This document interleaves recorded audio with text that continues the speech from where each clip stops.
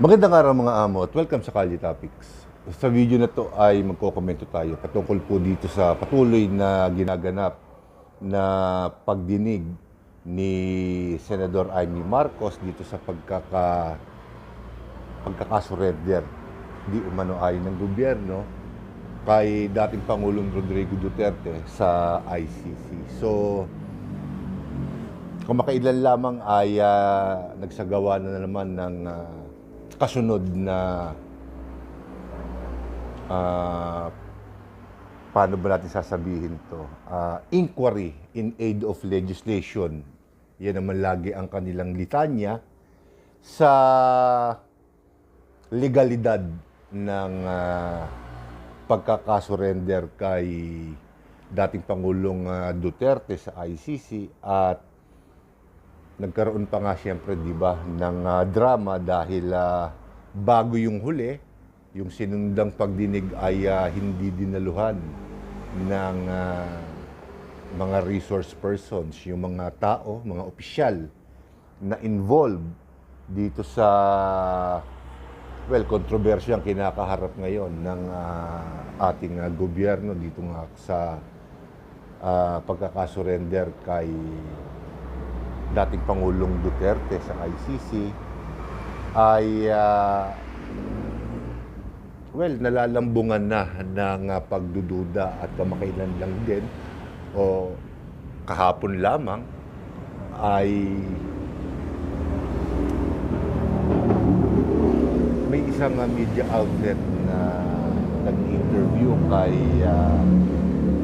Hanilet, yung kasalukuyang asawa o kinakasama ni Pangulong Duterte at tinanong kung nakakatulong ba. Parang handun na sa tanong na yun yung kung nakakatulong ba yung ginagawang pagdinig ngayon sa Senado patungkol nga po dito sa pagkakapiit ng kanyang asawa, yung dating Pangulong Rodrigo Duterte sa ICC.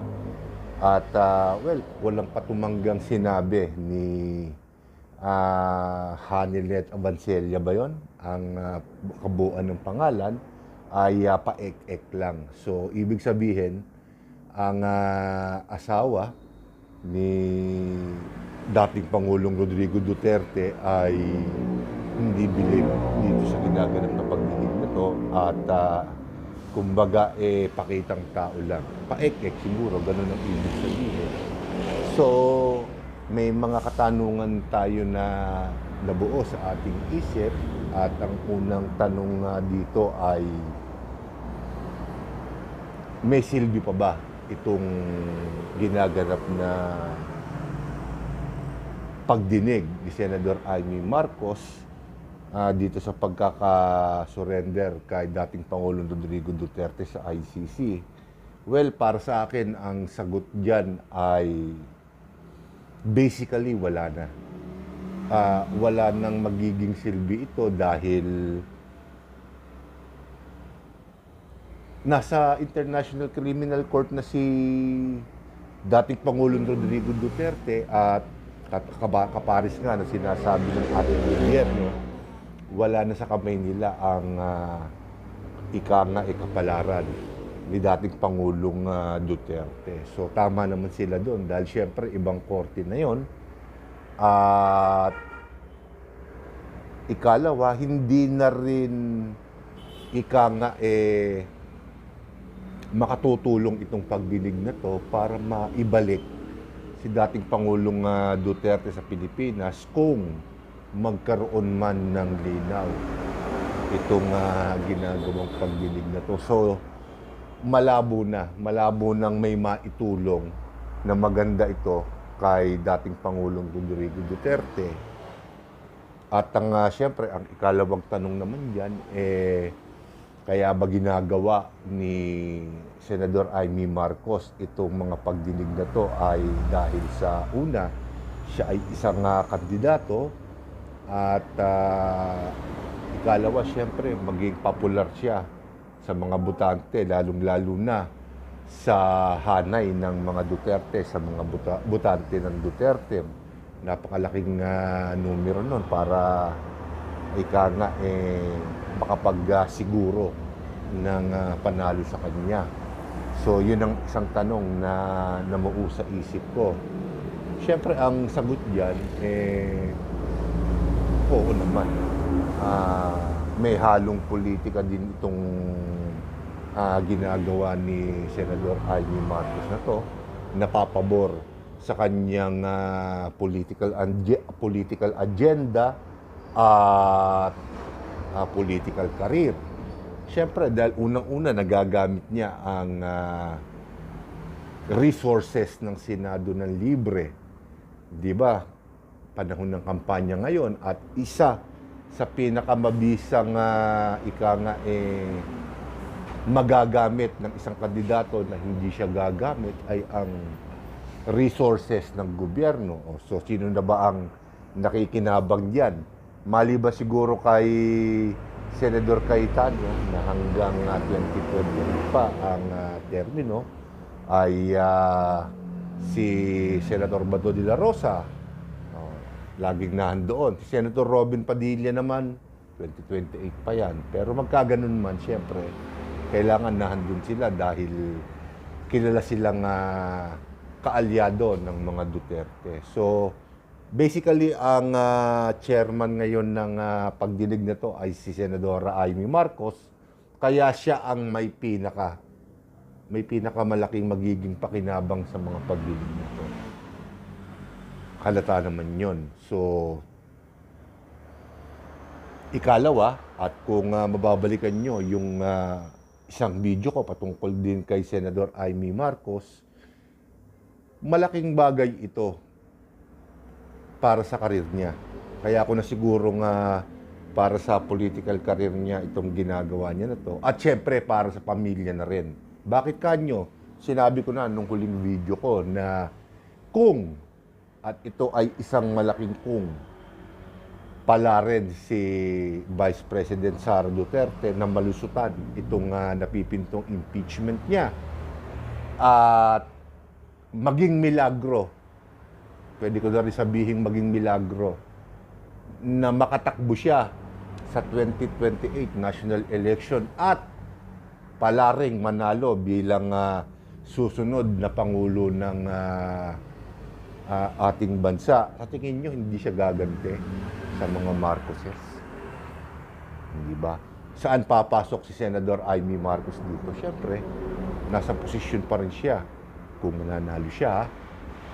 At pilit niyang pinakakalma ang sitwasyon, pilit niyang hindi inihiwalay o hinihiwalay ang kanyang sarili sa mga Duterte. Sakasakalit dumating nga yung oras na yon na kinatatakutan ng mga kaalyado ng mga Marcoses at ng mga Marcoses na mabalik ang isang Duterte sa Malacanang. Gaano sila nakakatiyak na hindi sila babalikan ng Duterte na to, kung si Sara Duterte man o kung sino mga Duterte ang nais na kandidato sa 2028 national election, sino ang makakatulong sa kanila ng malaki para yung bigwas o yung blow ng pagganti ng mga Duterte ay hindi masakit pero hindi ganong kasakit. Siyempre, si Senador Amy Marcos, makakalapit siya kay if ever President Duterte, Sara Duterte sa 2028, at mahihilot niya yung mga naging gusot na nangyayari ngayon sa buhay ng mga Duterte. So, yan ang isang parte kung bakit tigas pilit. Kahit alam ni Senador Amy Marcos na hindi niya na dapat ginagamit yung resources ng Senado para sa ganitong pagdinig dahil libreng kampanya to eh. Halos sa loob ng isang linggo, 2 o 3 beses ka nakikita sa telebisyon, sa mainstream media man o sa internet.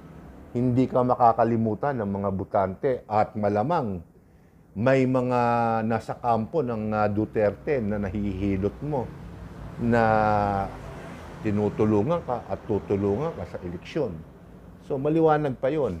Maliwanag yon sa sikat ng araw na yan, politika lamang. Ang tanong lang siyempre diyan ay kung pagdating, wag naman sana sa parte ng mga Marcoses, ang panahon na bumalik ang isang Duterte sa Malacanang at tablahin si Senador Amy Marcos, ano naman kaya ang magiging reaksyon niya? Kasi siyempre nakikita naman ng marami na purely politically, lang yan, political gain lang ang habol ni Senador Amy Marcos. Kaya kung ako sa kanya, wag niya nang ituloy pa itong mga pagdinig na to. Hindi sa kinakampihan ko ang mga Marcoses kasi wala rin naman patutunguhan. Walang aamin kahit kita naman natin na may mga nalabag na batas itong mga opisyal na to, walang mapaparusahan, walang aamin, walang mapaparusahan na sila ay nagkamali.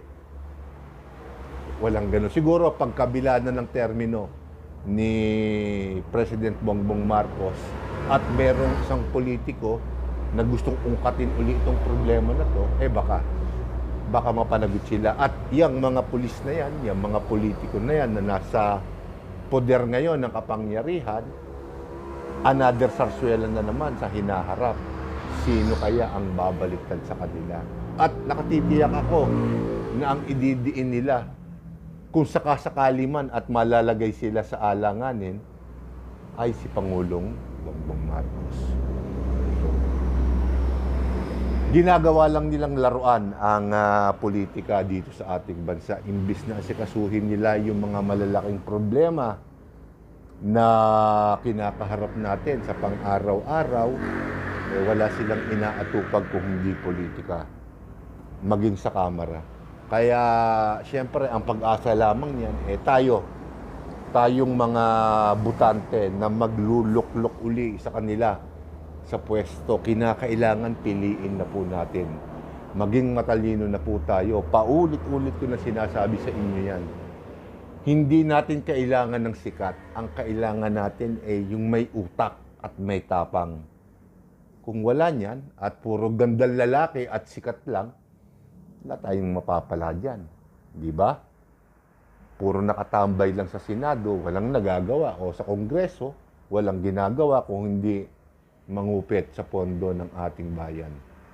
So, dito ko muna tatapusin ang video na to. At kung meron susunod uli na pagdinig si Senador Amy Marcos, tingnan natin kung may bago. Pero sa tingin ko, wala nang magiging bago. Paikot-ikot na lang yan, parang silang plaka. So, maraming salamat po sa inyong lahat at magandang araw po sa inyo.